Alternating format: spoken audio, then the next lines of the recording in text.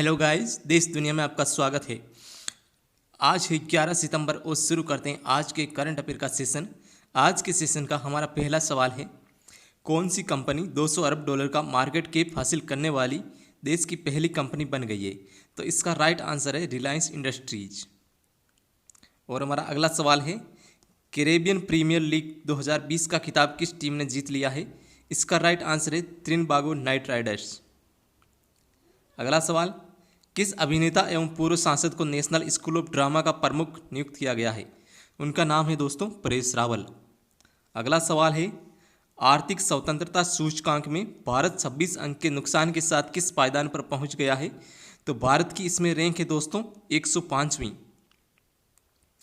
अगला सवाल, rating agency CRISIL के मुताबिक वित्त वर्ष 2020-21 में देश की जीडीपी कितने प्रतिशत की गिरावट दर्ज की जा सकती है? इसका राइट आंसर है 9%। ईपीएफओ ने अपने खाता धारकों की दुर्घटना या बीमारी में मौत हो जाने के कारण उसके नॉमिनी को कितने लाख रुपए का बीमा देने की घोषणा की है? इसका राइट आंसर है 7 लाख। और हमारा अगला सवाल है, उत्तर प्रदेश में किन लोगों को संपत्ति में अधिकार व परिवार के सदस्य के रूप में मान्य किए गए हैं? उनका नाम है दोस्तों थर्ड जेंडर। आगे चलते हैं अगले सवाल पे। हमारा अगला सवाल है, भारत में अब तक कोरोना वायरस से संक्रमितों की संख्या कितनी हो गई है? तो दोस्तों 45,62,415 तो कोरोना से इन्फेक्टेड है और 76,271 लोगों की अब तक मौत हो चुकी है। अगला सवाल है हमारा, किसके द्वारा तैयार की जा रही कोरोना वैक्सीन का एक वॉलंटियर पर साइड इफेक्ट पड़ने के कारण रोक लगा दी है? तो कंपनी एस्ट्राजेनेका एवं ऑक्सफोर्ड दोनों मिलकर कोरोना पे काम कर रही थी और एक वॉलंटियर पे एक्सपेरिमेंट कर रहे थे, तो उसको साइड इफेक्ट हुआ, इसी की वजह से इसको अभी रोक लगा दी है वैक्सीन पे। आगे चलते हैं दोस्तों। अगला सवाल है, पूर्व केंद्रीय मंत्री एवं राजद के वरिष्ठ नेता ने पार्टी से इस्तीफा दे दिया, उनका नाम क्या है? तो उनका नाम है दोस्तों रघुवंश प्रसाद सिंह। आगे चलते हैं हमारे अगले सवाल पे। और हमारा अगला सवाल है, भारत ने किस देश के साथ acquisition and cross servicing agreement पर हस्ताक्षर किए हैं?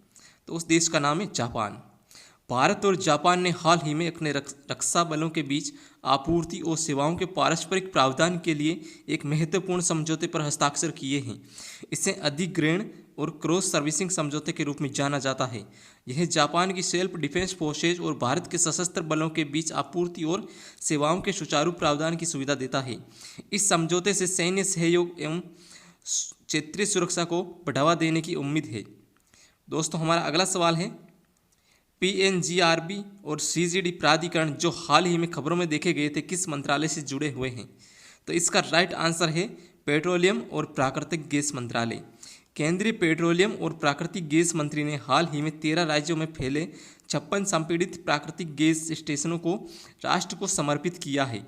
उन्होंने यह भी कहा है कि पेट्रोलियम और प्राकृतिक गैस नियामक बोर्ड 11वें सिटी गैस वितरण प्राधिकरण 2 को लॉन्च करने के लिए काम कर रहा है।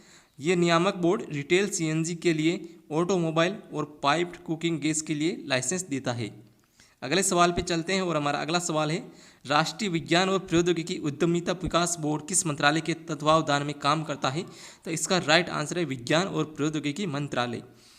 राष्ट्रीय विज्ञान और प्रौद्योगिकी उद्यमिता विकास बोर्ड विज्ञान और प्रौद्योगिकी विभाग विज्ञान और प्रौद्योगिकी मंत्रालय के तत्वावधान में काम करता है।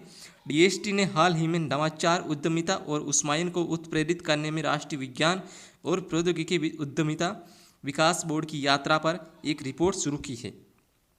हमारा अगला सवाल है, जहाजरानी मंत्रालय द्वारा शुरू किए गए एक नए निवारण मंच का नाम क्या है? उसका नाम है सरोद पोर्ट्स। तो दोस्तों जहाजरानी राज्य मंत्री मनसुख मंडाविया ने हाल ही में SAROD ports society for affordable redressal of disputes ports launch किया है।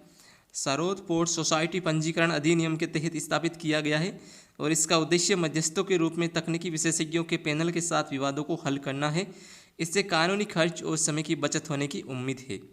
दोस्तों हमारा नेक्स्ट एंड लास्ट क्वेश्चन है, अमेरिका स्थित एरोस्पेस कंपनी नॉर्थरोप ग्रूमैन ने अपने अंतरिक्ष यान का नाम किस भारतीय मूल की अंतरिक्ष यात्री के नाम पर रखा है?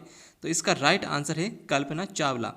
अमेरिकी स्थित एरो स्पेस और डिफेंस कंपनी नॉर्थरोप ग्रूमैन ने अपने अंतरिक्ष यान का नाम कल्पना चावला के नाम पर रखा है, जो अंतरिक्ष में जाने वाली भारतीय मूल की पहली महिला है। कंपनी का अगला स्पेस स्टेशन रीसप्लाई शिप है, जो एक एनर्जी 14 साइग्रस अंतरिक्ष यान है, जिसे SS कल्पना चावला नाम दिया गया है। कंपनी में प्रत्येक सीग्रस जहाज का नामकरण किसी व्यक्ति के नाम पर रखने की परंपरा है, जिसे मानव अंतरिक्ष उड़ान के क्षेत्र में बेहतरीन कार्य किया है। ओके फ्रेंड्स, मिलते हैं नेक्स्ट वीडियो में। आज के लिए इतना ही, तब तक के लिए बाय बाय।